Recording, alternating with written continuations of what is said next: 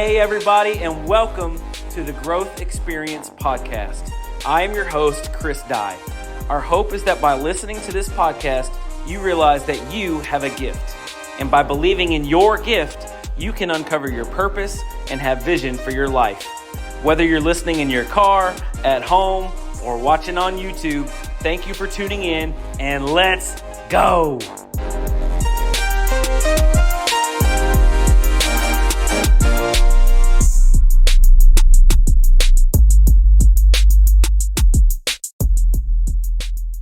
Hey everyone, welcome to the Growth Experience Podcast, episode 29.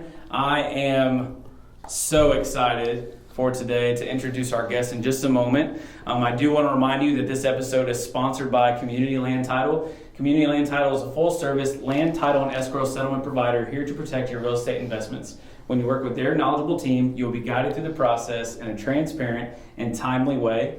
I also want to remind you, I said I would stop saying new last week, but I'm going to say new again. Something that is near and dear to my heart. We've partnered with an organization, online therapy program called BetterHelp. So if you go to betterhelp.com/growthpod, that's betterhelp.com/growthpod, you just fill out a simple questionnaire.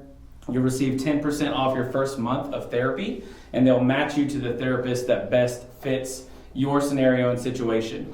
And so I'm super excited about that partnership because it really speaks to just what we believe in bettering yourself in all areas of life, not just business, fitness, family, finance, all these different things that we talk about on the show, but that's a huge kind of undervalued, obviously, your mental health, right? And so we talk about that a lot, and I'm super excited to partner with them. Today, we have our newest partnership as well through our business, the Legacy Network broker by EXP. We have Nathan and Justie Wingfeld with Akonda Ministries. Did I say that right? Yeah. Yes. Nailed it. Awesome. So yes, these are friends of mine that there's a lot in between us that I don't know, so I'm excited to get to know you even better through the show, through this episode. But at the same time, known you a little bit for a couple years and followed your journey, introduced to you through Brady, who's been on the show as well. So I'm super excited to hear just what God is doing in your life, and I love seeing everything that you put on Facebook through your ministry and the lives that you're changing. I'm super excited to be a small part of that. So without further ado, we have Nathan and Justie. And if you guys just want to talk about yourselves individually, maybe a little bit of backstory, and then kind of roll into maybe how you got together, and then we'll roll into even further how Akonda got started. Okay, sounds good. Yeah. I think the cool thing is there's not too much of us that wasn't together. Okay. Right. So we met ninth grade. Fell in love. 14 and 15. Yeah. Yep. I have been blessed to grow up in an incredible godly home where I saw Jesus lived out in big ways. And because of that, I fell in love with Jesus at a young age and just chased after him. And so when we met when I was 14, fell in love with this handsome fella. He's pretty good looking. He's pretty good looking. But also, Jesus was my number one. And so we were besties all throughout. But I don't think that he knew the wild ride we were going to get on. Yeah, for me, I grew up in a Christian home. My parents are great people. It was me and just my sister. Yeah. And but for me, like, God was a Sunday thing. Right. And that was As it is for so many people. That was just like where it was. I thought that was all it was. And right.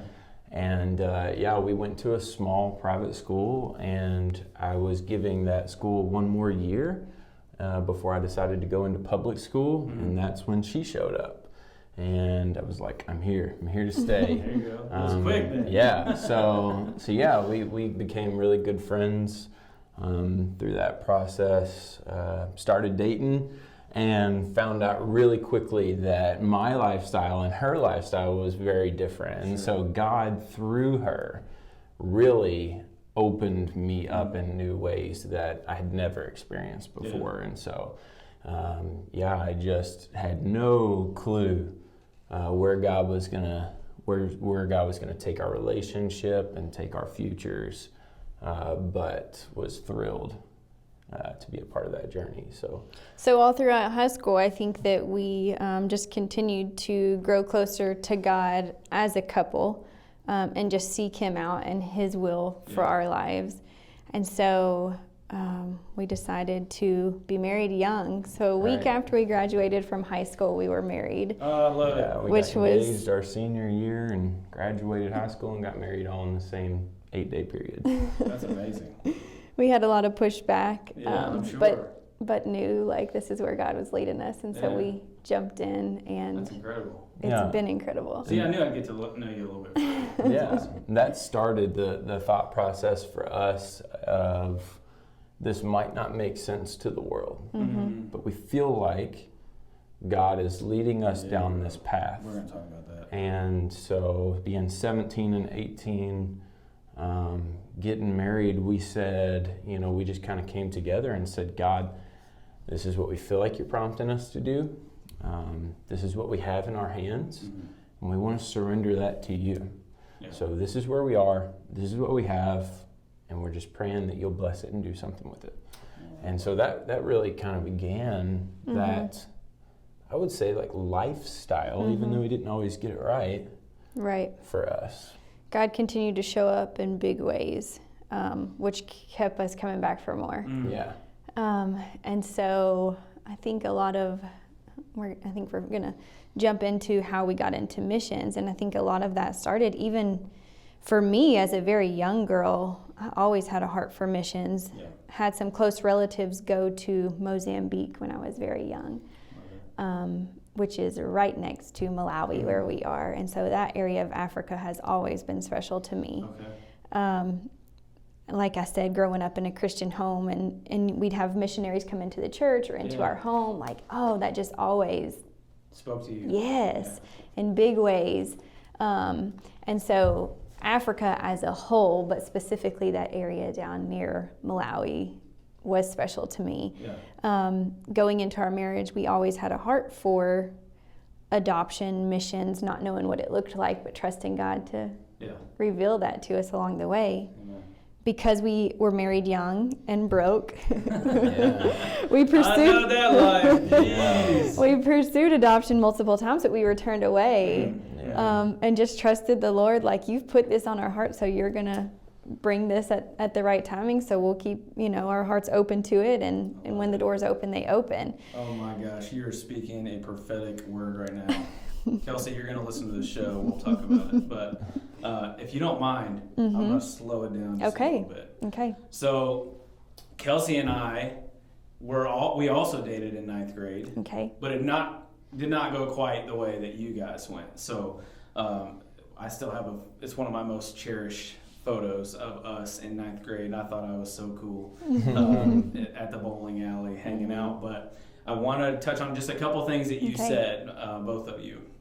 One is chased after Jesus. So last week, my mom and I did a podcast, did an episode all about Jesus and what that looks like and His Word and how we apply it to our lives, right?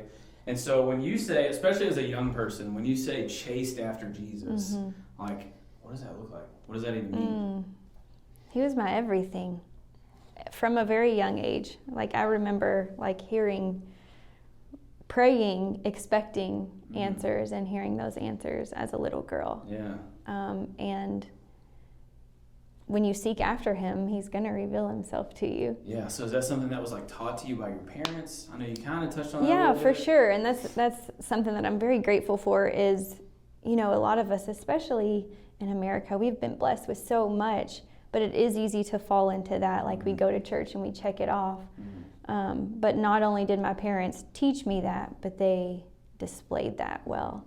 I would see them pray for things. We would come together as a family and pray and see God answer those prayers. And it was pointed out, this is how God answered those prayers. I would see them bring homeless people into our home or missionaries into our home. Right. I would see them follow the Lord in ways that was not normal. Yeah. And I would see Him move. So there was no doubt that He was going to answer my prayers as well. I love that.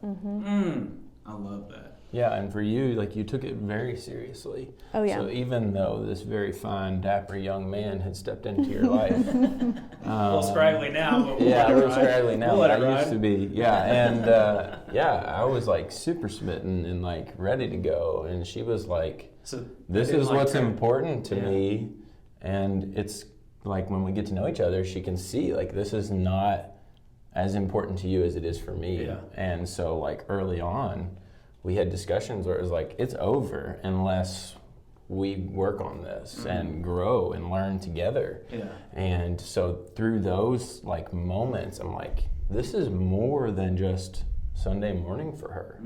Like, what is this? Like, who is this? Who is this person she knows? Like, because for you chased after God. For me, I feel like my story is God chasing after me. I have a story of brokenness and a story of failure.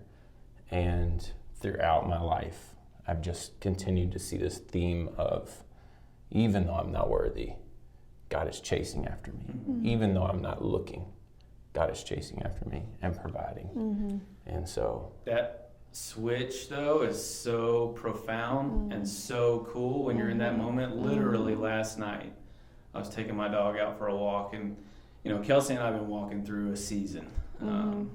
I would call it a furnace. Like we've been walking through the fiery furnace on where God is leading us, what He wants us to do, and just chasing, like you said, chasing after Him, but almost in a like, not even knowing it in a halfway way, right? To where it's like, what does it look like to fully submit your life in every aspect to God, right? And to the Lord, and allow Him to work in every area of your life.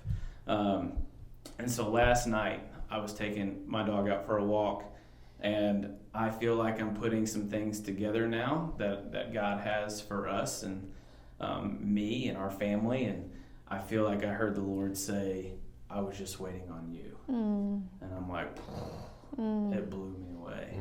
And so I feel like that is something, both things, because Kelsey and I are both kind of we were in that same boat, right? Where we were introduced to Jesus at a young age, but there were so many times where I didn't fully chase after Him because I was blinded by my own ambitions, right? I say on the show sometimes that I was focused on becoming a public success, but at the expense of being a private failure. And so I absolutely love that. Another thing, so I did want to touch on this too, because as you talked about, I didn't write it down, but you said like you kind of grew almost like two separate trees that started to get entangled together as you grew in your faith and intertwined with one another, and what God wanted for you. And most times I feel like if I were to experience that at a younger age like you were, that probably would have turned me off, right? To where it's like, what is going on? She's crazy, you know what I mean? Right. But that's God's plan for you guys, and that's what's so cool, how He orchestrated that whole process as well. I love that story. Another thing I do want to touch on, and this is from the basement, Tim Ross, shout out. I don't know if you'll ever see this, but I'm going to save it anyway. He says, and I want to touch on this, right, because we kind of skew this term in the church. God told me, I heard the Lord say. And even you said, we felt like the Lord was telling us. And you can only truly say that God told you to do something after the fact when it happens, right? So what's the first, and it sounds like it might even be like one of the biggest and earliest could be an early marriage. But what's kind of one of those first steps that you guys noticed together that and talked about, hey, I feel like God is telling us this. And then it came true. Yeah. Oh my goodness. There have been so many. And we said, even just being married young, we had so much pushback. But so much time in prayer together over this. Yeah. And a lot of times for us, the way that we've tested the Lord is we both feel prompted. And the cool thing is a lot of times it's not at the same time. Mm-hmm. And we've learned kind of how, like, I'll jump. Yeah. Like, I'm like, I feel like God says this, let's go. Yeah, I'm the same way. And normally I'm it hooking takes up him ropes. a minute. She's jumping And off the so- cliff, and I'm checking all the Right, harnesses. stepping into the harness and putting it on. Yeah. And so I've learned, you know, when I feel prompted from the Lord, give Yeah. it time. And then when He comes to me and says, I feel like the Lord, then I'm like, confirmation. Yeah. And then it's something that we'll pray about together Right. and pray for God to open those doors to do what we feel He's That's called us good. to do. I like that. And And Go ahead. sometimes closed doors. oh yeah, And we're grateful for both of We love those. it. Like we pray for clear direction. right. And for us too, I feel like I can speak for both of us on this. Like, we are very cautious when we use words like God told me to Yeah. whatever. Right. God, you know, especially like just that specific phrase, God told me to blank, because it is very authoritative. Right. It's very, you can't deny this. You literally cannot, Right. you know? And so for us and for me, like, I've never heard the audible voice of God. And so I feel like the way we word a lot of things is prompting. Like, we feel prompted by the Lord to X, Y, Z.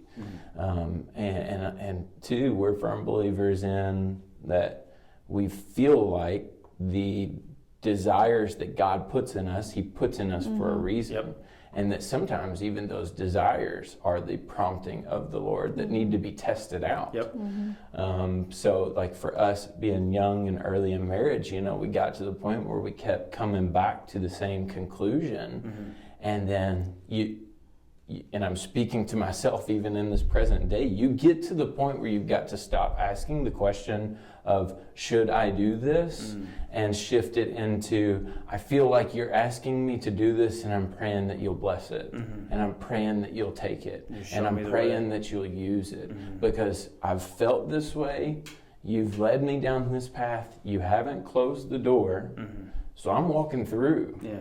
And I'm believing Right. that you're the one that brought me here. And so if you brought me here, Lord, I need you. Yeah. I need you to provide, and I need you to be my sustainer, and I need you to be this person, you know. And that is a story of ours from the very beginning, like even in high school, like when we were like, we're going to do this. Everybody's telling us not to get married at 17 and 18 years old, that we're going to throw our lives away, but like, we're going to do this. And so it shifted into, God, should we do this? Into, God, this is what you've led us to. This is what we're going to do. And we're just praying that you either close that door now or make it fruitful. And because I think so many times, especially, all I can speak to is in my life, I overprocess, overthink, over-worry. She's the jumper and I'm the like double checker. And like, I will sit in a stalemate forever. Right. Because I'm just waiting for what? Yeah. You know, I'm waiting for this audible voice. Sometimes you just have to move out and you have to go.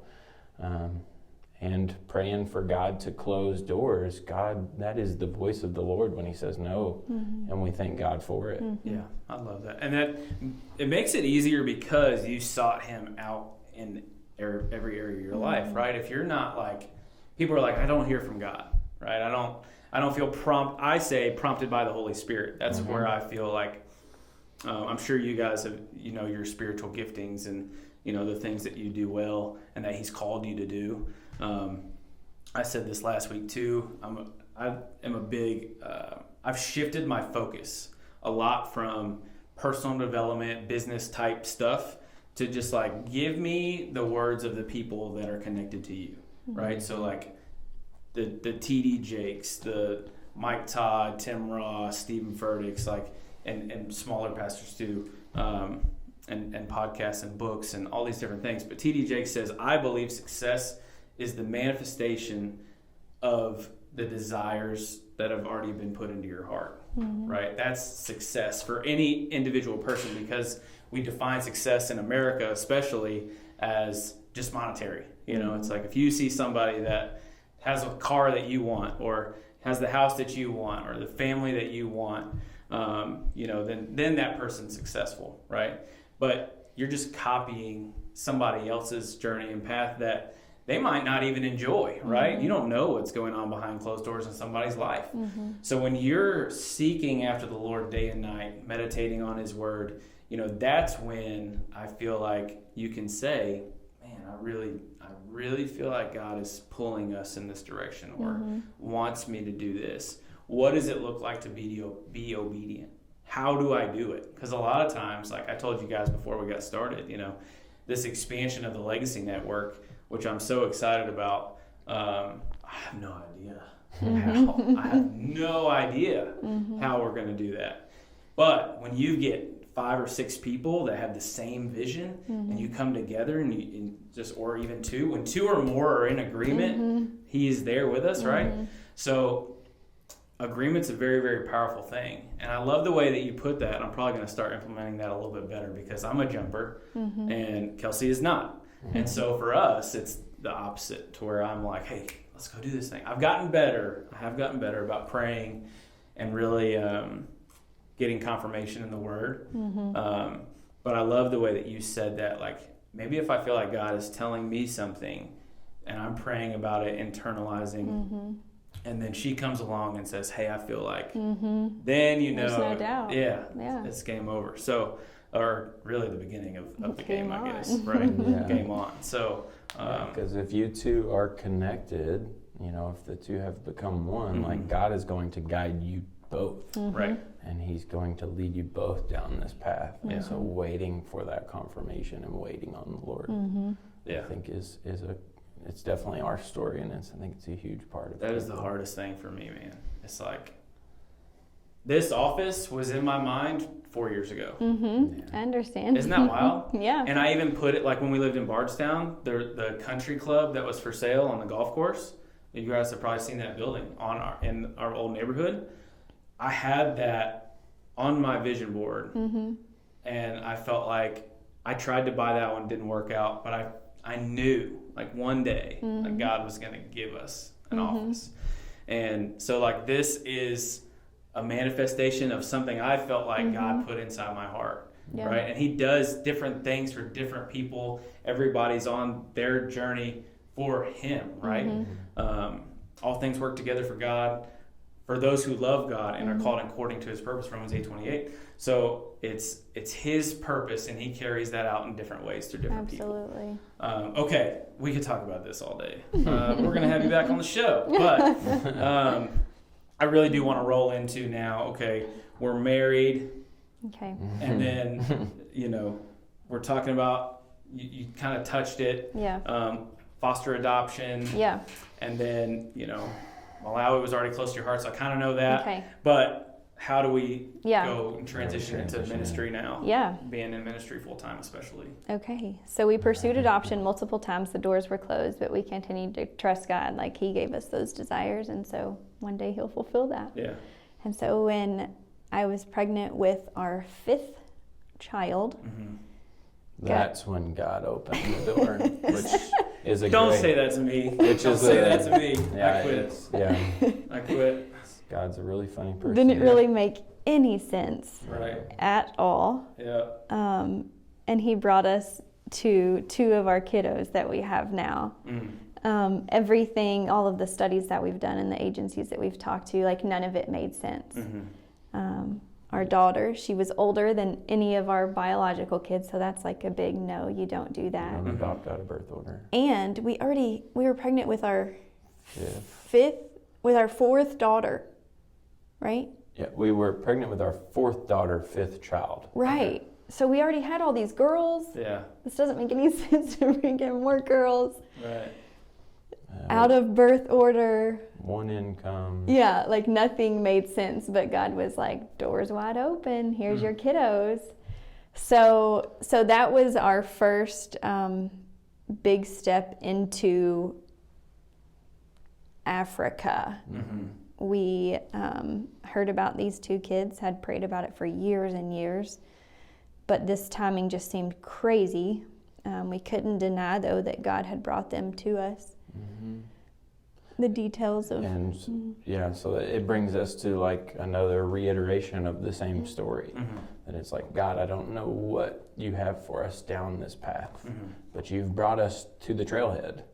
And so, like, praying about it, we decided to fast and pray for a week, and we made it 3 days, and we were like, this makes no sense, we should eat, because we knew the answer. Yeah, there was no doubt. It took probably a day and a half, and we both knew the answer, and we came together, and it was like, we felt like God was saying, trust me and take the first step. And that was it.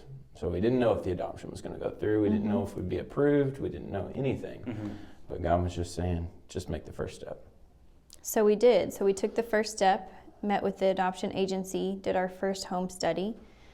We were still broke, now pregnant with our 5th kid. So the bill came in for that, and we didn't have the funding. And we were like, remember, God, you said take the first step. You said we could do this. Yeah, absolutely. So we got that bill, and I remember holding that bill and praying over that, trusting God, like, we believed this is where you brought us, and so we're believing you to provide. And so the next day, it's those crazy check in the mailbox stories. Yeah. Where we got a check in the mail that covered that first bill. Didn't make any sense whatsoever. And that was God saying, all right. And that's been the story of like that started it God's for us. Faithfulness, yeah. So through that process, we didn't even have the funding for the first home study, much less the entire adoption, but God was faithful and provided. So our adoption went through in 2019. We showed up in Malawi. In the beginning of 2019, yeah, that was our first trip there. Leading up to that, as I had said, this area of Africa was already like a dream for me. So our first trip there, and this was, I don't know how many years into marriage, but you had heard me enough dream about Africa, and so together we began to dream about Africa. And so what year did you get, what year did you get married? We got married in 2006, so this would have been 13 years later. Okay. We land on Malawi soil, and the minute, this is, a tiny plane, you don't hook up to the airport like you do here. Right. Like you're walking across the runway. We step out of that plane and we both look at each other and like, something different about this place. Something special here. Yeah, that was it. We were wrecked. Yeah. And so that we stayed in country for about a month at that time and fell in love. The people, the place, the culture, God there, active in the way that he was. We were in love, like we were hooked. And so, and we saw need. That's what I was going to say. Yeah, like of course you see the need and you're broken, and it's wrecked you, and you can't not do something. And so, going back, our minds just started spinning of what do you do? The needs are massive, and so we just continued to pray into that and do little bits. We would maybe put a roof on somebody's house or help with food. Yeah, little tiny thing. Help a local pastor. Orphanage or just little things along the way. God would, God would bring a need, and we'd pray about it, and people would come together, and we'd, see God meet the need, and that was really cool. That began stirring a lot in us. Through the first adoption, the two that we adopted are biological siblings. They had a younger biological sister. She was already in process to be adopted, and so we hadn't pursued her. We were happy for her, and we were going to adopt the siblings, and that's just the way life was going to be. But when we were there in 2019, we learned that her adoption had fallen through, and so we also learned of the bond between our oldest daughter and her younger sister, whom she raised after mom passed away when baby sister was born. And so this was a lot going into it that we weren't prepared for. Right. And but just God already didn't. knew. He knew. He knew. And it doesn't. The details of all of that don't matter. No. It was just God was laying things on our heart again. Absolutely. And he was opening doors and opportunities.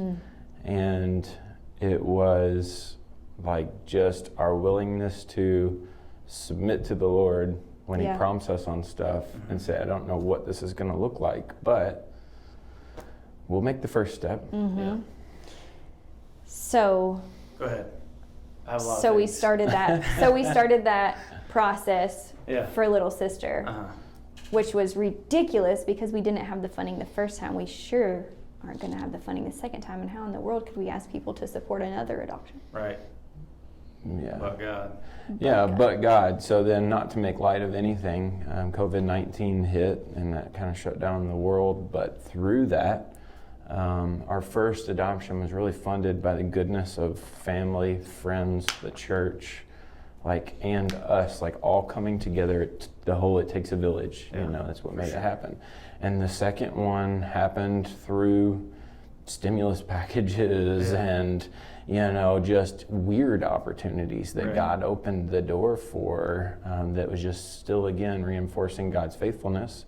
But he opened those doors. And then all of this time now in Malawi, we're building relationships. We're building these relationships with local pastors, with friends, with just extended family now that we have in Malawi because of our kids, and just seeing needs and thinking and praying about, God, what is so special about this place? Why is this on our hearts? What do you want for us? Because all this time I'm working full time and got a decent job.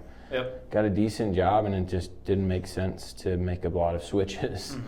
And so, so that was 2021. I don't know if I'm going too fast or not, but 2021 we adopted our second adoption. So you have 5 biological children and 3 adopted children. That's right. That's incredible. First of all, we'll talk about that in a second. But I want to go back to something that you said that people don't like. We read this book, or people hear these stories, and they're, oh, well, that miracle stuff doesn't happen today. And I feel like you can pick out little moments of your life and say, man, that was a miracle. Absolutely. And so I want to kind of touch on that, and it was spurred by the comment mailbox check, right? Because when I was in high school, my mom and I were separated when I was 4 years old to 12 years old.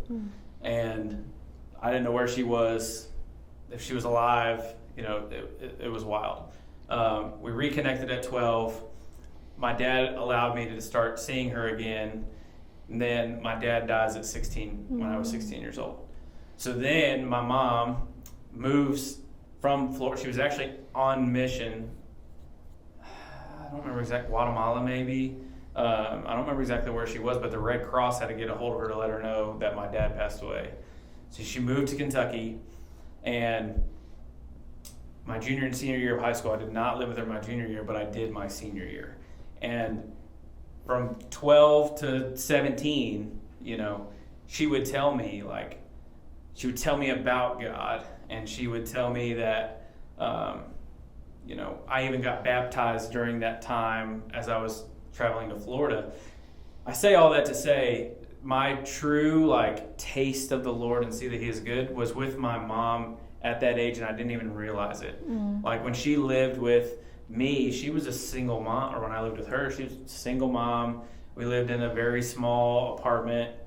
She was not making very much money at all, and she would pray. I would hear her audibly pray, man, God, will you provide? Will you show up? Will you do this? Will you do that? And I can't tell you how many times, even since then, right, that God has shown up and met a need that you can only say in hindsight, man, that was God. It's that was a miracle, right? So can you kind of expand upon, and then I promise we'll get into what you're doing now and how incredible it is. But will you just kind of touch on maybe a couple of those micro miracles? That I love those stories so much.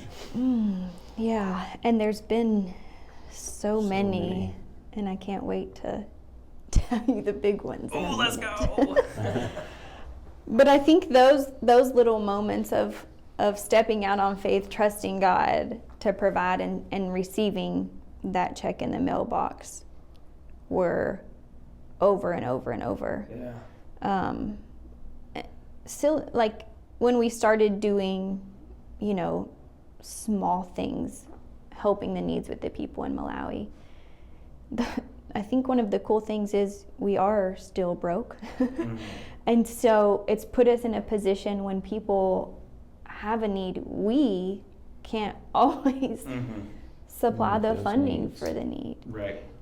But it's put us in a position to be able to pray with the people and watch God provide. Yeah. So there have been times where we've been there and somebody will come to us with a real need, and maybe it's like $700 and we don't have it, and that breaks your heart. But when your heart's broken and you believe God can do it and you're praying with that person, and then the next day someone calls you like from the States and says, hey, somebody handed me $700 and said to send it to you guys. I don't know what it's for. I love it. Yeah, and then that puts us in a really cool position with the people, because when you step in and fill someone's need, that feels good, but that's the only, other than meeting the need, that's the only thing that comes of it, is you feel good. You can glorify God in it, but it's, you've provided that need. Yes. But when you both say, you've got no resources, I've got no resources, but let's go to the one that provides all things together. And let's stand in this. I love that. Like, we're going to stand with you in this moment.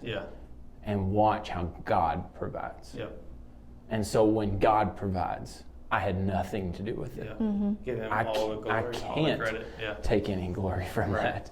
And so to really be able to reinforce that as well, that has shaped who we are now and what we do now in big ways as well. Because if you seek me to provide, I'm going to let you down. And that's if you do it or if people in Africa do it, I'm going to let you down. But if we can together learn to rely on God and learn to seek him, then we're both set up for success. I love that. I was the same kind of thing, the realization that you were just talking about, of like, if I just met that need, right, the pain is very short. It's like, I can say, oh yeah, I wrote that check. And that's cool, right? You still provided, and you still helped, and you still had a servant's heart, right? Absolutely. But even if, that's something I've grown a lot in as well, and even just between the three of us sitting here, and I know Kelsey, I speak for her as well, like, we're nowhere close to giving to you guys what we want to. But God has put it on our heart to just start somewhere, right? And then I've been reading through Hebrews, right? Just talking about faith. It's the absence of things that we cannot see, right? And so it also grows your faith. Yeah, for sure. When, like you said, when I can't meet a need and when you can't meet a need, but we come together and we ask for it and then you see it happen, that's so powerful. It's so powerful. It changes you. It's undeniable. And there's this book that I've read it a couple times now, but it's Praying Like Monks, Living Like Fools by Tyler Staton. I've heard that one. If you haven't heard it, Praying Like Monks, Living Like Fools. Got it. It is definitely worth reading. But he talks about, so many times you had mentioned that, like, people don't know the mailbox check situation. People don't know or think that the miracles of God happen. Right. And, like, if you don't need God, then you don't need God. And the difference between when God steps in is you have no other options, and you're completely like, I need you. This is all I got. And that's the story of, like, the people in Africa. Like, you don't believe God does miracles? Come on a trip. Come with me. And it's not because of me. And it's not because those people are better than Americans. It's not that. It's that the need is real. And so many times we can provide for ourselves. Blessed are those who are poor in spirit and realize their need for him. And so when he steps in those situations, you can see it. But in that book too, he talks about many times when we pray, if God were to answer every prayer you prayed last week, would you even know it? Mm-hmm. Are you praying for things that fire. are big enough, bold enough, standing out enough that you would even see it if he answered? Right. Because I know for me, oftentimes it's like, I just pray that you ambiguously help this situation.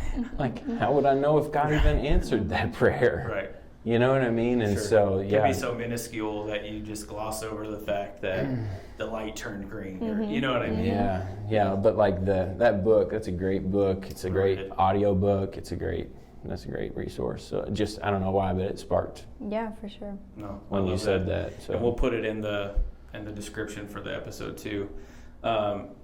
Last thing, I promise. I just feel prompted by the Holy Spirit that I need to tell somebody, because you said it as well, and I have openly, audibly said it. Like, would you allow God to break your heart? Like, are there things that you're just kind of glossing over, those big things that because you just don't want to be disappointed, but it's in your heart, it's in your mind, it's in your soul, like not even just something that you want, right? But even just talking about your peace, right? I don't even know, abiding in him, right? Being the branch to the vine. Just, I read this book called Dangerous Prayers by Craig Rochelle. Have you read that one? That was my wrecking ball book. Actually, at the beginning of the year, I have the page saved. But he talks about when he started to become a pastor, he had a mentor that told him to pray to God, to ask him to break him, break his heart, especially for people, right, that you're going to serve.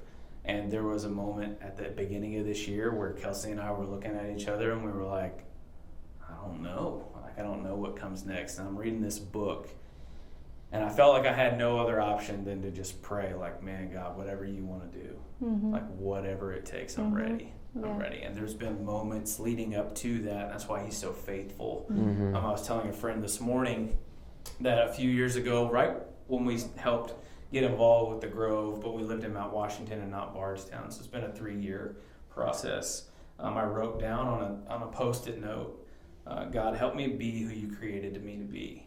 And I put it on my bathroom mirror. And little did I know that all of these things were going to lead up to him just wrecking me for people, for his word, for him and his direction. And I just think I just felt like I needed to say, like, you've got to allow yourself. You could have gone there and been like, yeah, we can help a little bit, and then just come home, right? But like you said, when you stepped foot in Malawi, like something was just different. And you allowed God to work in your life and break your heart for the people there. So that's incredible. Yeah. So I'm impatient. So okay, so fast forward into Konda, what you guys are doing now, how incredible it is, and how can people partner with you? Okay, so I'm going to jump forward to how we got to where we are. Yep. So we've got all the backstory. Missions has been on our heart forever. We took our first couple trips there. They were incredible. 21 is when we went back for our second adoption, but from the beginning of 2019 throughout 21 was a whole lot of relationship building and trying to put pieces together and figure out why we feel the way we feel, and God's leading us in these directions and what that looks like. And so in 2021, that was, I think, a big pivotal moment for us where we were, kind of like what you said, God, what now? What are you doing? Just do it. We're ready. What are you doing? Move in big ways. And so again, back to our personalities. I roll there if you couldn't tell on the camera. I've been waiting for this my whole life. So now God's like, all right, it's go time. Let's sell your house and jump into this full time. Yes. This is where I came in. And I'm like, she's like, Nathan's not going to go through with this, God. Right. So I begin to just feel it, and I can't shake it, and I'm kind of waiting for him, but it hasn't. So finally I'm like, we're out in the garden working together. Hey, feel like God's kind of saying we should sell our house and jump into this full time. Mm-hmm. And I hit my knees in faithfulness. No. I, to quote, no joke, I said, if God wants to sell this house, he's doing it on his own, because I'm not putting a sign in the yard. Yeah. So if God wants to sell this house, he can do it on his own. We had a sweet little homestead, this Yeah. garden. We had put like years of work. The soil of the garden was We were like in a good gold. place. Yeah. Nathan had just built a greenhouse. Like, oh, it was perfect. Why in the world would we? Right. So he's like, no way. You've raised your family here. Yeah. If God wants to sell it, he's going to do it. I said, he's got to do it, because I'm not putting a sign in the yard. And 2 weeks later, somebody knocked on our door wanting to buy our house. And I was like, thanks a lot, God. So, yeah, so that was like 2021. So we did our second adoption. I challenged God to sell our house. He sold our house. So at that point, we took all 8 of our kids and spent 3 months in Malawi. You know, God had prompted us with the selling. He brought somebody, okay, well, what does this look like? Are our kids even going to like Malawi, you know? So we spent 3 months there. It was incredible. All of the kids fell in love with it. Just confirmation after confirmation. So then the pieces of, okay, so our house is sold. We know we love Malawi and we're going to do work there, but this still doesn't really make sense. God, you've got to put a whole lot of pieces together. The super detailed version. Super detailed. So, long story short, except for it's a really long story. So God provided a school bus, which was always a desire of mine. Nathan had always wanted to convert a school bus into an RV because we needed a place to live. Yeah. And so God... Here in the States. Yep. So God had provided a school bus. We turned that into an RV. It was everything I wanted in a school bus, except for it didn't run. Yeah. And so the school bus was free if we towed it to our house. So we towed it to the house. I started converting it into into a house, and a lot of people were like, "You're wasting your time and money because the bus doesn't run. What are you doing?" And I just kept saying, if I build it, it'll run. And so the week before we closed on our house on Friday. The school bus started for the first time on Sunday because of faithful prayers and good friends.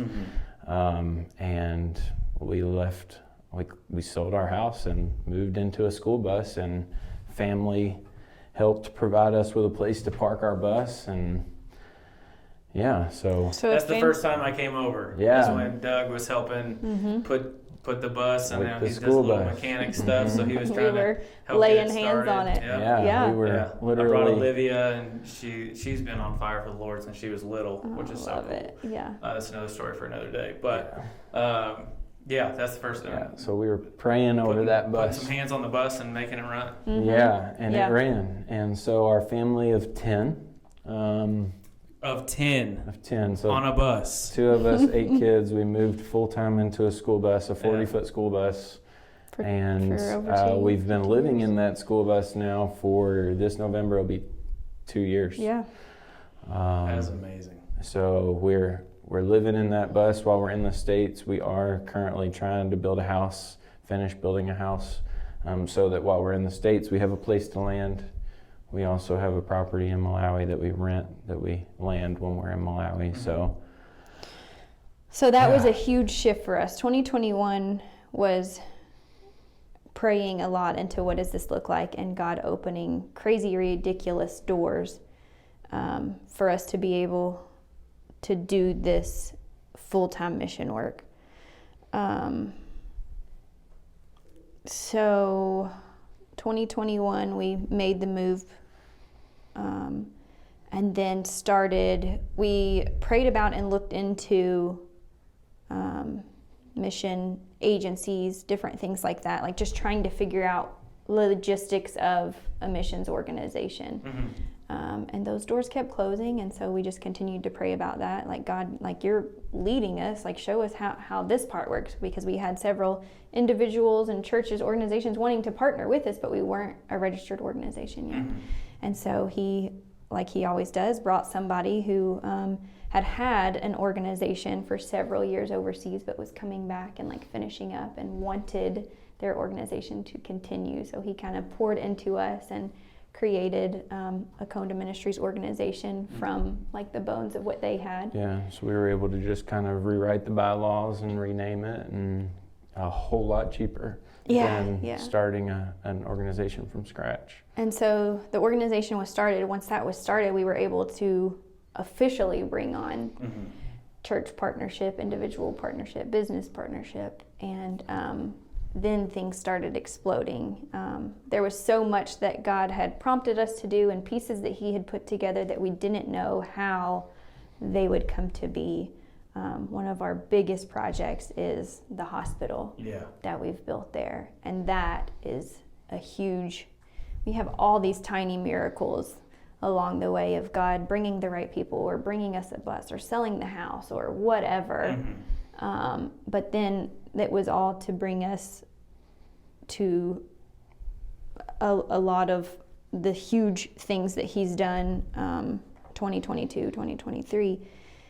And we were just talking about it too, that like our story before this story laid the foundation of God is faithful.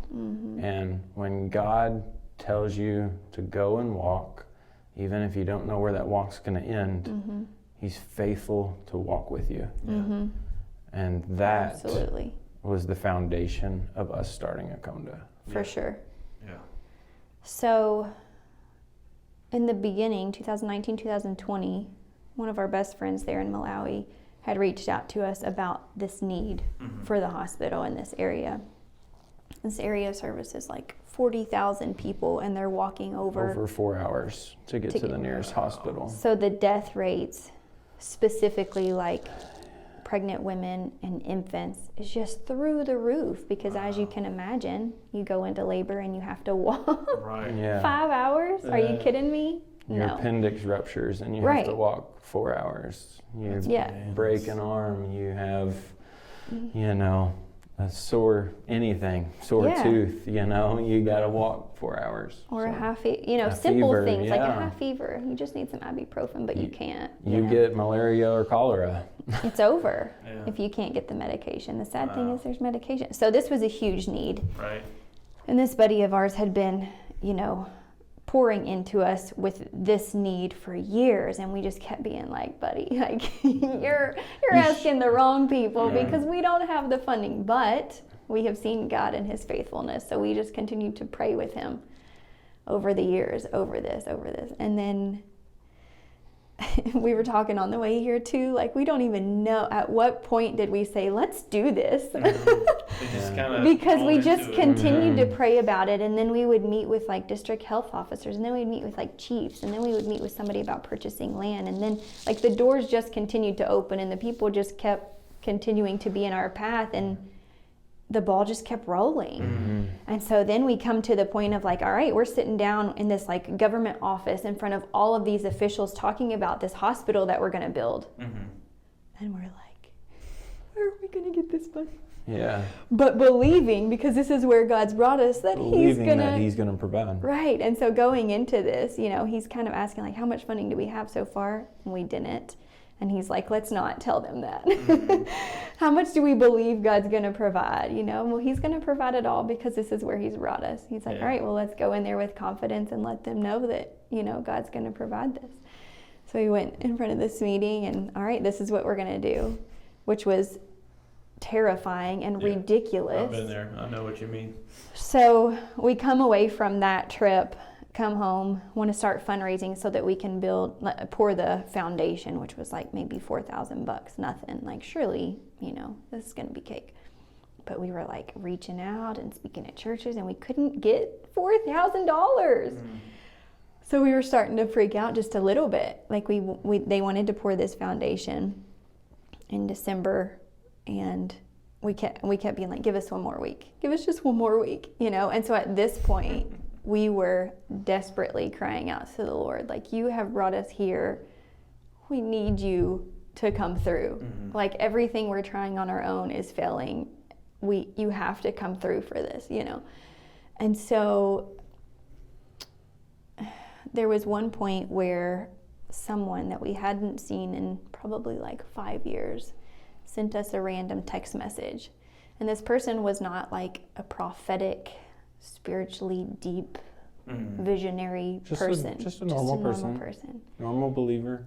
Shoots us a text message. Had a dream about you guys last night. How have you been? We haven't seen you in forever. Seriously, years. I'm like, no way, what was the dream? And so the dream was, the details of the dream don't matter. It was a neat dream, and we'll get to that later. But I was like, no way. Do you know what we're doing? Like, maybe you've seen us on Facebook, maybe you've heard us speak at a church. Like, do you know what's going on? No idea. So we were able to share a little bit of our story, and we were speaking at a church that Sunday, and we're like, if you can come, if you're in the area, come to this church. We'd love to like see you, and you can hear more about what's going on. So they come to this church, they hear more about everything going on. This is so cool. They're excited, yeah, let's get together. Like, if we can get together, we'd love to like hear more and maybe partner with you guys. So I'm like, this is gonna be great. Like, maybe this is where we're gonna get the funding for the foundation. Like, maybe. And like, I'm like praying in desperation. So a couple days go by. They asked if we can come by their house one evening just to hear a little bit more and give towards what's going on. And so going into their house, I am just like praying my guts out for the funding for the foundation.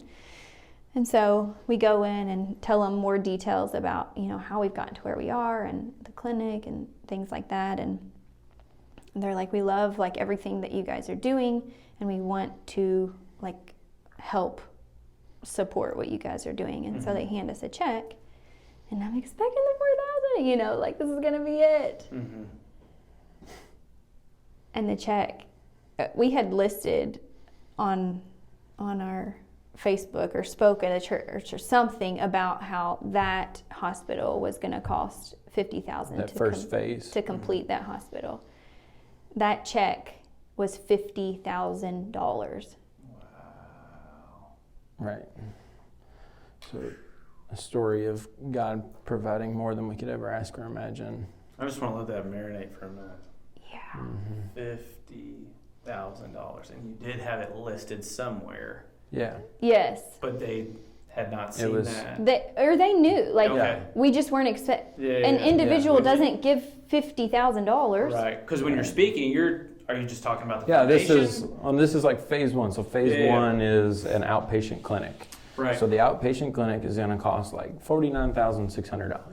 Something crazy. You know, something like that. And so that's amazing. And so going into that, like I said, God had been faithful all along the way, and we had seen him come through over and over and over and over. And his timing. I had hoped that we were going to have this foundation, and all along, like, I was wrestling with God. Like, I was mad.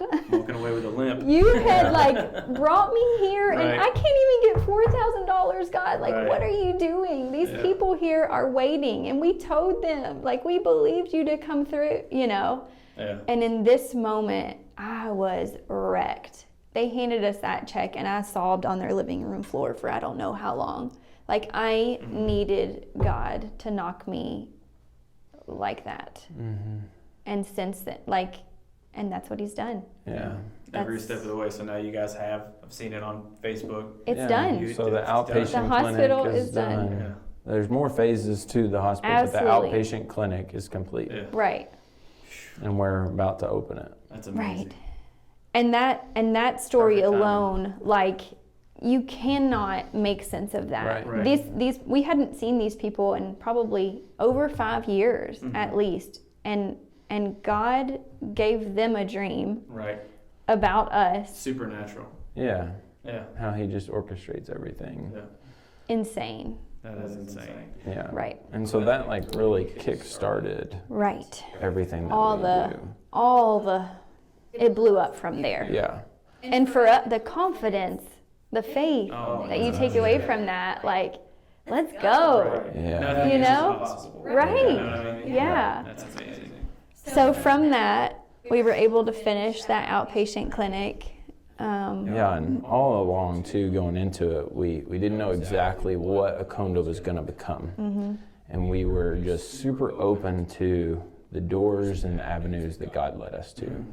And so we knew this first avenue was the hospital, but we had no clue where we would spin from there. And then, you know, through getting started at the hospital and those relationships that we had built, then cholera becomes a huge problem. 2023, this was the worst year for cholera for them ever.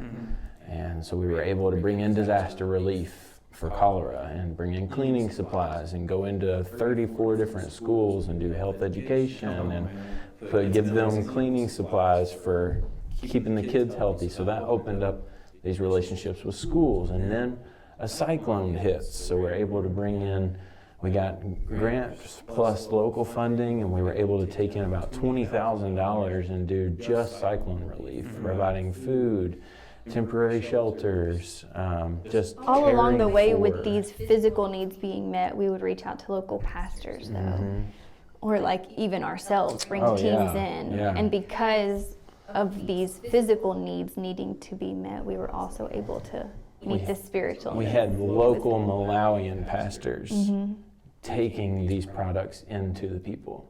So like you have, like it's cool if we get to carry stuff in and hand stuff off. But our vision all along is like, how do we live in community with these people and elevate them and empower them and get them going in a solution that's long-term and sustainable. And so taking these local pastors into these local schools and giving the pastors a chance to speak to the schools, share the gospel with the kids, share health education with the kids, build those local relationships that when the kid and the family's going through hard times, they turn to him. They don't turn to me.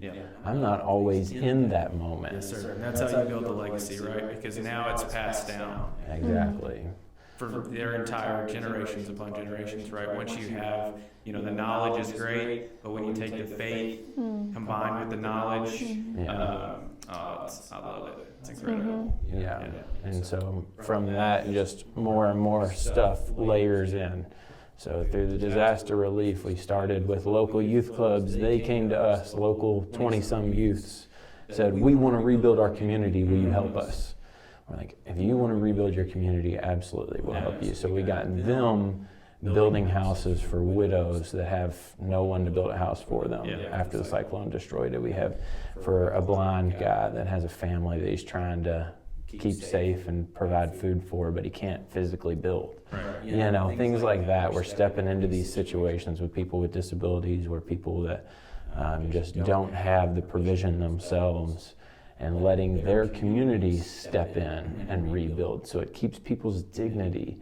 It keeps people's, you know, like, it keeps the youth going and gives them the support that, like, hey, you guys can be a change in your community, not me. You guys are the one leading this change.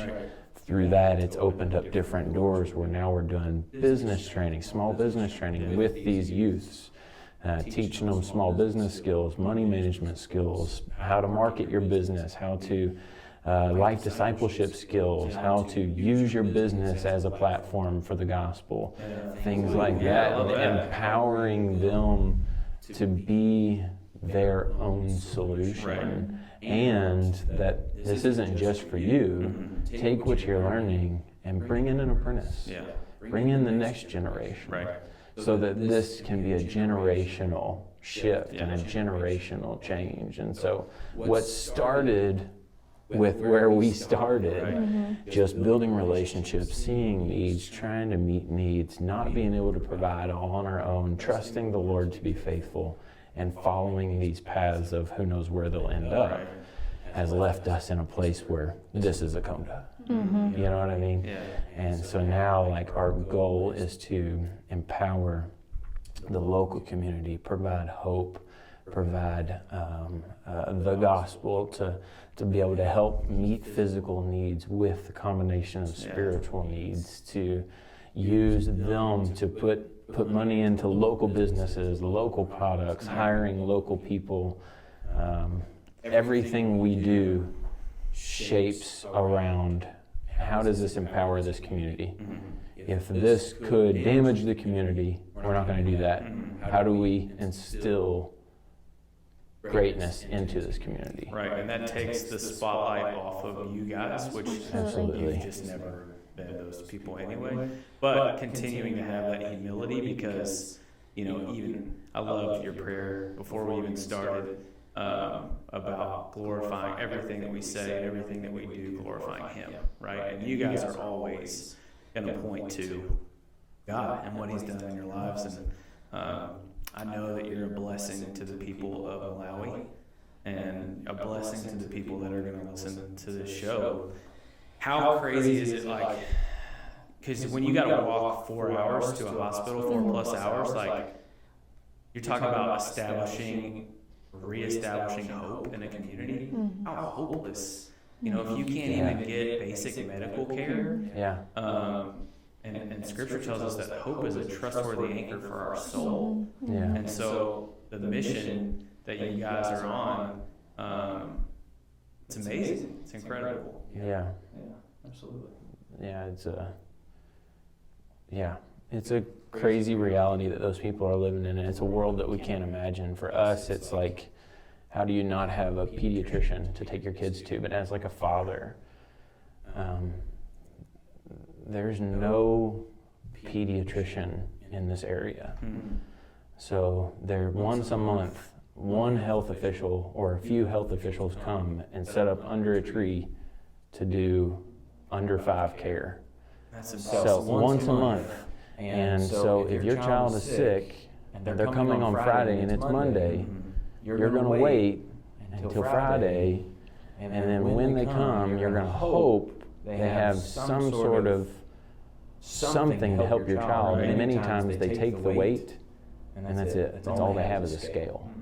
And so it's just heartbreaking to see communities like this. And it was some statistics, like 98% of children under 5 are malnutrition in Malawi. And it was like 25%, is that the number? I'm trying to remember off the top of my head. 25% don't make it to their first birthday. Like, we can't fathom that. Right.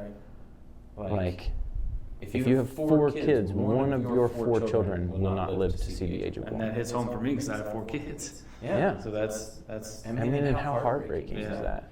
And so for us to see statistics like this, and not just statistics, we drive through these villages, we drive through these communities, we see the moms packing the babies on their back, walking back from this once-a-month health clinic, and we begin talking to them, and they're like, they didn't have any medication today. They said, come back next week. So your sick child that you've waited 4 days to go see the doctor, they don't have medication, come back next Friday. And you just hope your baby will make it. Yeah, you hope, because you've got no options. You've got no opportunities. And so to be able to see God step in and provide, to be able to see people like what you guys are doing, individuals that are willing to step in and partner with us, to be able to, like, when this full hospital, clinic, health site is done, it'll have an outpatient clinic for adults. It'll have an under 5 clinic that will run 24/7. Every day, all night long, you can bring your child there and get health care. It's going to have a maternity ward that's 24/7. So when your water breaks, these people don't have to walk 4 hours. I mean, listen, I've seen Kelsey give natural birth twice. Okay? Women are superstars. Thank God I'm a dude, but at the end of the day, like, that's crazy. Yeah, so that's the reality of the people there, and they do it all with joy. The joy of these people is inspiring. And you're going to open the hospital when? Hopefully this year. Okay. We got to build the staff housing, and that's what we just broke ground on. Okay. We just broke ground this last trip that we took in September. So we did a groundbreaking on those. Once the staff housing is complete, that will house the staff that will then open the outpatient clinic. And we're believing in the Lord to provide all of the things, and if anyone wants to join us, they can. And that's where we're at. We're just, God's led us to this path, and we're just going to keep walking. Yeah. I love it. And the story like continues to unfold. Like we hit a moment Never where we're ends. like, oh my goodness, this is it. Look what God's done. This is, and then we're prompted just a little bit more. Yeah, still doing. Yeah. So. And it's still terrifying. Like I'm still in those moments of like on my knees, desperation, like, God, I think you called me to this, but I don't know how you're going to come through, and I'm just depending on you to do it. Right. And he keeps on. So for our family, multiple things. The people of Malawi have changed our lives in the most incredible way. Yeah. The faith that they have there is unlike anything we've ever seen, and that drives us. Mm-hmm. And the joy that they have in every circumstance. Mm-hmm. And so I'm grateful for that. Mm-hmm. And then the stretching that God has continued to do in our lives is terrifying, but I'm grateful for that as well. Yeah. And so the journey that he's brought us on has been incredible, and he's moved in mighty ways. But we've always, until this point, we've kind of teetered on Nathan still works when we're in the States to provide our needs. Mm-hmm. And so going into 2024, We're feeling prompted that might change. That's a prayer for you guys. Yeah, absolutely. Yeah. And you can't doubt what God's brought us to. Like, we know that he's going to provide. Yeah. And it's just that, if you want to sell the house, God, you've got to do it. If you I feel that. If you're calling us to step out of the security of the stateside, You got to employment, you've got to do it. And so that's one of our. And that's not like some people, I feel like, try and put pressure on God to do their right. will, right. Mm-hmm. This is a request from your own heart of what you feel like God's put in there. Yeah. And because if he doesn't want to, we're pretty comfortable. Right. Yeah. Like, we could keep on. It would be a lot easier for me just to keep working. Yeah. Right. Yeah.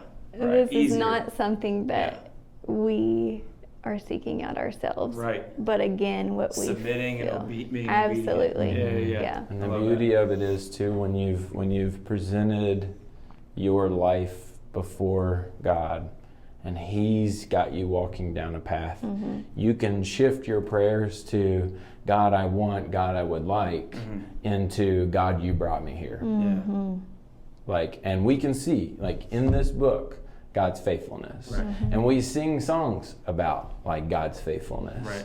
And you sing really well, for those that don't know. And we do these things, but when God brings you here, he won't. Why would he fail now? Right. We've seen him in all these situations. So singing Firm Foundation over here. that's what I'm saying. That's exactly what I'm saying. So why would he fail now? Yeah. He won't. Right.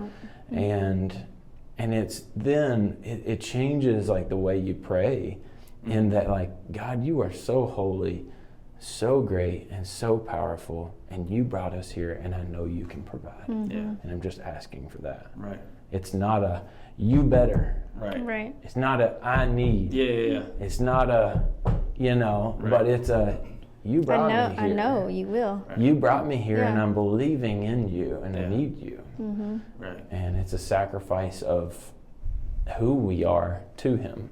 And the neat thing is, I never want it to be pointed to us. No. I talk about my faith, and I'm grateful for my faith, but I have lots of doubts and failures as well. And God is just so good to continue to chase after me and pursue me, and I am incredibly grateful for that. Yeah. But the cool thing about our journey is it's not us, it's what he's doing and the work that he's doing. And the exciting thing is to see the people that he brings to be a part. Yeah. And so in us telling our story, it's not look how good our lives are, or look at what we've done, but look at what God's doing. Right. And join. Like, if you want to Yeah. be a part, come on. Yeah. It's crazy. Yeah. Right. And two, like, our encouragement for the church and for the believers and for just anybody, really, it doesn't truly matter. Like, if you look at us, like, we are the epitome of normal, just, we can't do this on our own people. You know, there's nothing special about us in reality. There is nothing, we do weird things like have a lot of kids, but there's other people that have a lot of kids. You know what I mean? Like, if anything, it's easy to look at like stories. Like, I'm thinking about this in reverse. It's easy to listen to a podcast about someone that lives this like great life of faith. God opens these big doors and does mighty things for them. But that's not how it is for me. That's not how it is in real life. Right. You know what I mean? If anything, our encouragement for the people is like, we are normal people doing normal life and submitting that to God. That's the big piece. And right God there. is faithful every single time. And so if you, being a normal person, doing normal everyday life, submitted yourself to God, what would God do with you? Amen, bro. Come on, preach. And so that's our encouragement for the local, you know, the local church, that like, if you want to join with what we're doing, we would love it. We need you to join. We need people to join with what we're doing. Right. But God is at work all around us, Right. around the world and right here. And opening your eyes to what God is doing and joining Him in His work wherever He has you, because God works through the normal and everyday and broken people.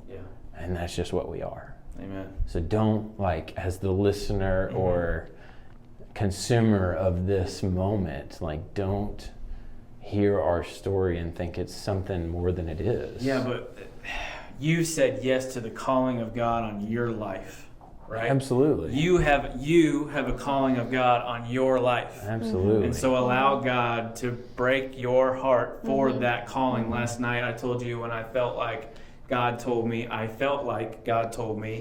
I was just waiting on you. Yeah. It was almost like I knew He was there, talking about a normal Sunday Christian, right? I know He's there. Like, I believe in Him. I prayed. All of these things are great, but it is a powerful thing when you realize that, like, I need you. And not only do I know you're walking beside me, I'm now going to turn and have a conversation directly with you. That's relationship with Christ, which is so much different than rules and religion, right? Man, really quickly, I do want to hit on, you talked to us about, we were at the golf scramble for the Grove, and you talked to us about the small business trainings and classes and opportunities. And when you told me how much that cost, like, that blew me away. So can you touch on that for the audience? Yeah, so our small business training began with the youth that came to us to rebuild their community. Right. And so for our point of view, we thought, well, how can we pour back into them? Because this relationship, this door has been open. Right. Now, what do we do with it, God? And so through conversations, through just open, honest, like, tell us about life. Our director does a lot of those in country. He's a Malawian and he can relate to those people. He comes from an area just like they're living in. And so it's like we listen to them. We listen to what they have to say. And we listen to the things that they would like to learn. So they're wanting. You didn't just create this thing, no, right? Absolutely not. Born out of the needs from what they felt absolutely like they wanted not. They to came pursue. to us. Yeah, they came to us and said, "Hey, we want to learn how to do irrigation farming. We want to learn how to do beekeeping. Love it. We want to learn how to do tailoring. We just don't have the resources. We don't have the opportunity." And so what we began to pray about and step into was, how can we provide those resources for them to be a long-term sustainable solution for themselves and generations to come. And so the program, not only does it provide education, so it teaches them how to, like, make a product, But it also, like I touched on earlier, like it does money management skills, it does business management, how to market your business. Because if everybody's selling soap, you ain't gonna sell soap. Right. You know what I mean? Yeah. So you got to know how and I when do know what you mean. to get into those things. And so we're teaching stuff like that. We're teaching godly discipleship and how to lean in on each other as a group and go through this thing together. Yep. And so also, so it's $15, puts one student through. Wow. That pays for the professionals in that field to come in. That pays for the materials that they use in class. Let's just keep talking about soap. That pays for all of the products to actually make soap together as a group in that class. Wow. That pays for the tools required for whatever that trade is, like tailoring. Yep. You got to buy sewing machines Right. so that people can learn to sew. Yeah. The difference between what we're doing and what a lot of programs that we've heard about this are doing is that's where everything stops. And the reality of the people living in this situation is they have nothing. Right. Like they have nothing. And so our program's different because that $15 covers those things, and the fourth element is it's startup capital. Yeah. So they're actually able to, like the tailoring, like a group of 10 take that sewing machine with them at the end of the class. Wow. So we buy these sewing machines for the class, but then as a collective group, they take that machine and they begin to use that machine to start their business, begin to actually make money and multiply from there. Yeah. So it's not just an education that you give them and then say, good luck. Right. You know, if we do mechanics, it's like, here's your tool set.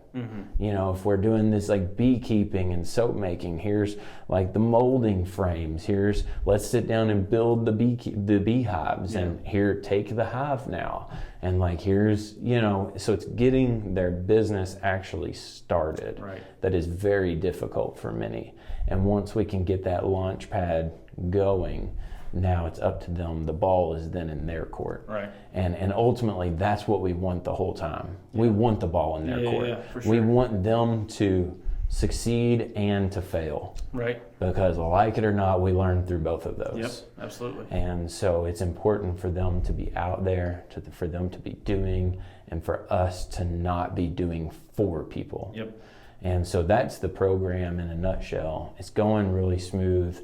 The classes that we've ran through have been really well received. Nice. We're looking to expand that through listening to them, that maybe someday we'll be able to provide like electricians courses and masonry courses and really practical things that they can begin to establish a real what we would call a career. You know, what they would actually be able to provide for themselves. And because there's such a community-driven culture, one person makes money, that goes to the whole family. Yep. So through that one business, you're providing grandmothers, aunts, uncles, kids, and future.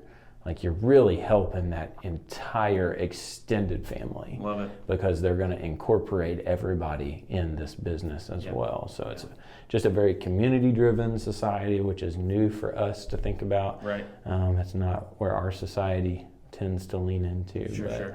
But it's a really cool program that's so far going really well, and still need a lot of people willing to be a part of that, and like to sponsor those spots. Like, we can't do it without people joining with us. This is not our show thing. For sure. Yeah, you've established that for sure. You know, you got to have that help along the way, and that's where kind of, from Kelsey, my wife, is so jacked about coming and doing medical missions and being a part of the hospital. Like, she just, especially when you talk about babies, like, she just can't wait. And then, you know, I felt like God was convicting me when we talked on the golf course. Like, I'd started my business with nothing, right? I put my courses for my real estate license on a credit card, like, and I just did it, and they don't have that option, right? Right. So for me, like $15, Right. like, what? Right. Mm. So it was a no-brainer for us to partner on that side, but as well as, you talked about the cyclone, sent us a video as we created a partnership of building homes. Mm-hmm.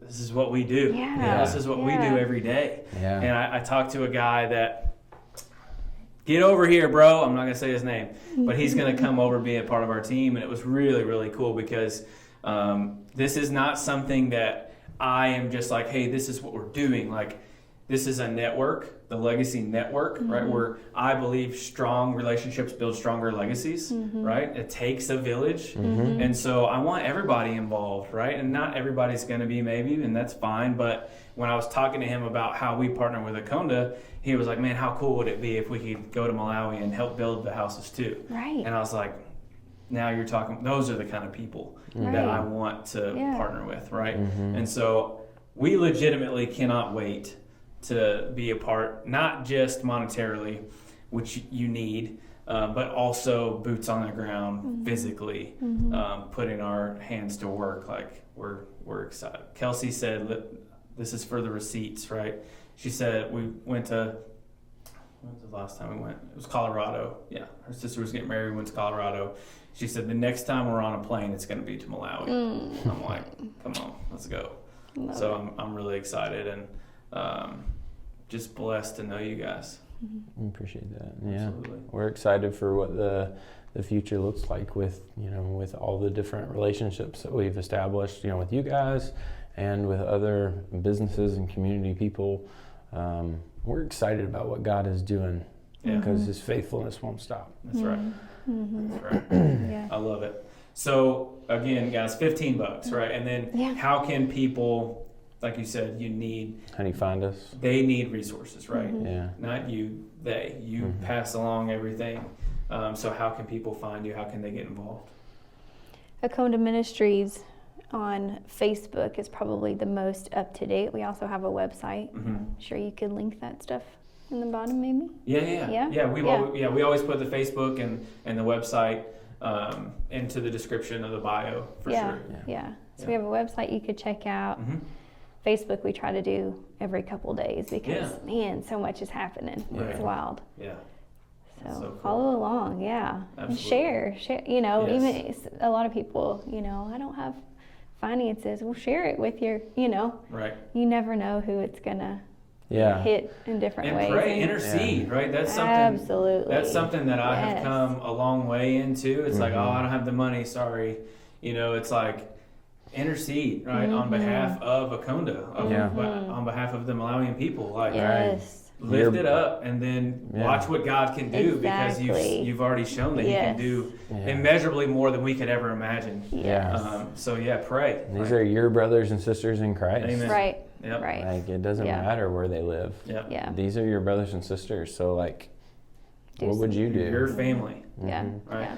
And so, Love it. It's good. Any other kind of parting thoughts that you got? I told you we didn't know how long we could go, but it's just what we do here in the growth experience. We try and grow together. So, any other kind of parting thoughts that you want to leave the listener with?